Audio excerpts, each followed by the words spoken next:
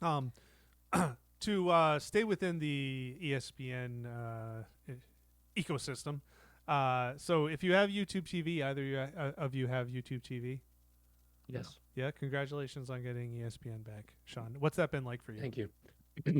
uh, I mean, Monday Night Football, not having Monday Night Football was 2 weeks, right? Not having Monday Night Football for 2 weeks was not good, and not having college football on Saturdays was not good.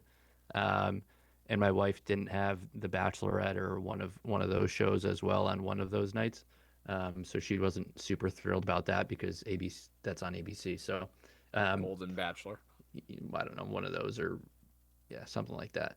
And so yeah, it's good to have back. I will say, so we got I saw something on Twitter, and it was about YouTube TV customers that you can like send in some sort of, I don't know, you can send in some sort of request to YouTube TV, and they'll give you like $20 off your bill that month because of like not having ESPN. But the thing is like you had to search for that, you had to apply for that, all that sort of stuff, instead of YouTube TV just giving you $20 off a month. And when I like really thought about that, I'm like, that's so scummy. Like just for $20, like you're not gonna like why wouldn't you just credit my account? Why wouldn't you credit everyone's account? If you're gonna do it, but instead you make people kind of go through the legwork to do that. So that left a bad taste in my mouth, but also not a huge surprise, I guess. So this one struck me as different than a lot of the Uh, carriage. Uh, Did I say something wrong? no, no. This situation struck me as a little bit different than some of the carriage disputes that all of us went through in our time because usually it's network against a provider, right? You've got like Comcast on one side, and then you've got the channel or whatever on the other side.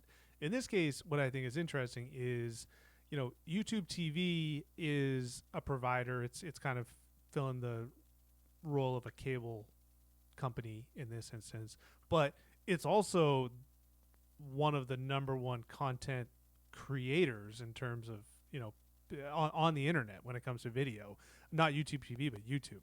On the other Mhm. side, ESPN is, we think of it as a network, but like ESPN now, like I mentioned, like Hulu is essentially a cable package.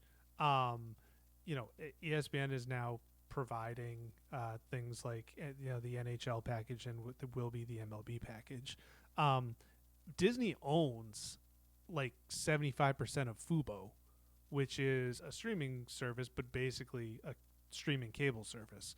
So it it was kind of like both sides had elements in both worlds, and I think it was a little bit like of a monopolistic move by ESPN because like ESPN, in addition to having the programming, they can also kind of control the dissemination of it through Fubo and their other apps. So it was a little bit different where like if NBC Sports Network or Nesson is arguing with Comcast, yeah, they have streaming platforms, but they're not streaming platforms that also provide like all these other shows and stuff like Hulu does, which is owned by Disney, the ESPN company. So I thought that was interesting. I don't know who won per se in the end. I know the fans lost. But I did think that was interesting, a little bit different, and I also wonder, like, I yeah, I get Mike what you're saying that leagues, you sign the check today for $250 million with ESPN and you get that money, and who cares? But when that contract ends, if ESPN just controls the streaming rights to every league, then the league is like you have no negotiating power now because it's just like, well, now ESPN is the only one in the game for you to deal with. So you're not just kind of winning that negotiation, you're also hopefully keeping an eye out, like when we have the next negotiation in 2 years, like how can we also win that negotiation so that we're not getting screwed over on the back end. which is like a the sort of long-term outlook and thinking one day hope to have, because like to my point, Rob Manfred's making $25 million a year. So it's like 3 years from now, I don't care. I got 190 in the bank. Like, I'm good. See you guys. Like, nobody likes me anyway. I'm out. Doesn't matter to me. Go figure it out. I'll do whatever you gotta do.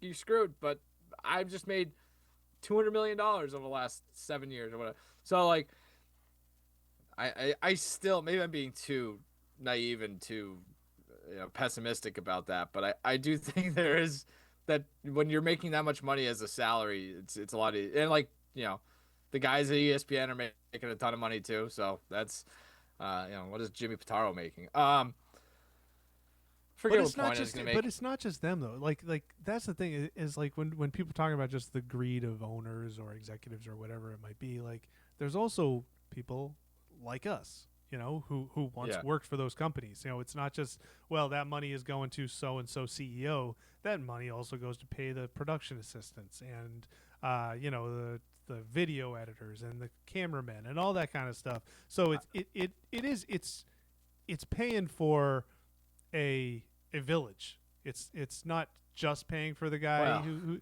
but for the guy's Tesla. It's mostly paying for the guy's Tesla, but it's also paying for for some Also, people's like- cup of noodles.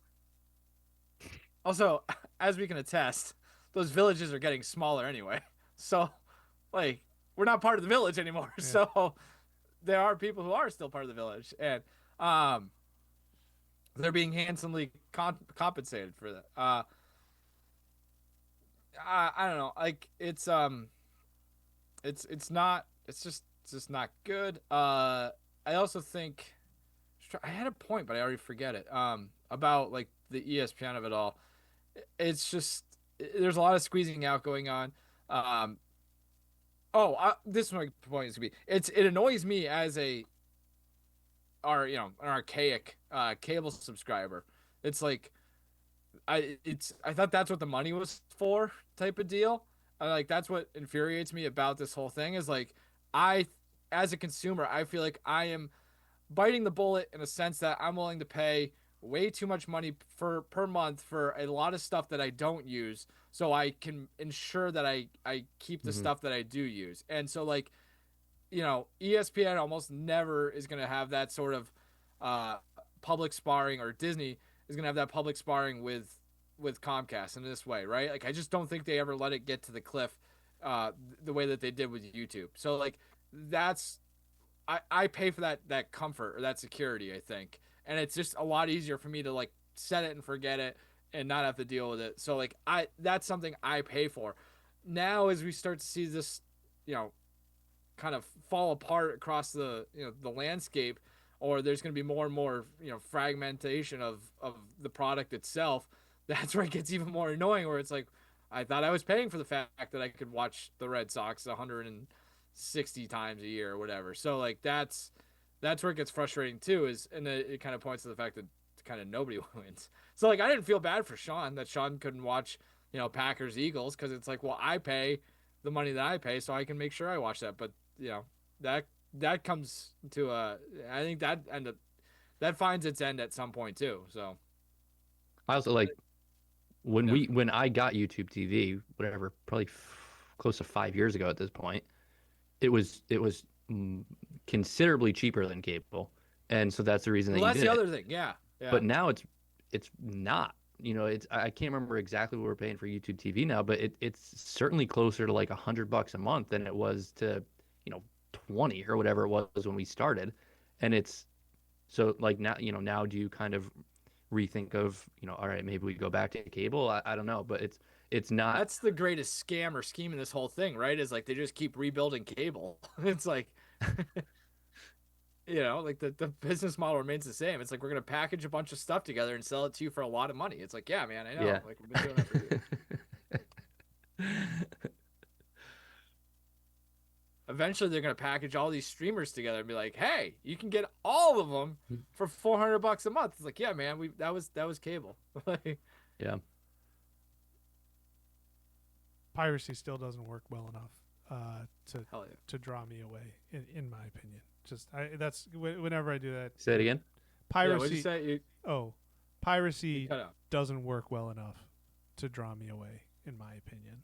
Every time I complain about this, someone will always say, "Oh, you should just use, whatever dot aug or something like that." And Yeah. I'm like, okay, how's this work on my TV? Like, well, Yep. oh no, so you just got to get a mini PC with a VPN, and then you go search, and there, if you search the name of the game, and there'll be 6 things there, and then you can just choose the one that has the Yeah. best picture. And I'm like, I don't want to do all that. That's And then That's 3 how I weeks watched- later, your PC's broken and overrun with viruses. yeah. I was gonna say, as an out of market fan, Yeah. of I'm familiar with this rat race, and it is not as simple Mhm. as it's made out to be. And yeah, you better make sure that you got a good virus scan. Yeah.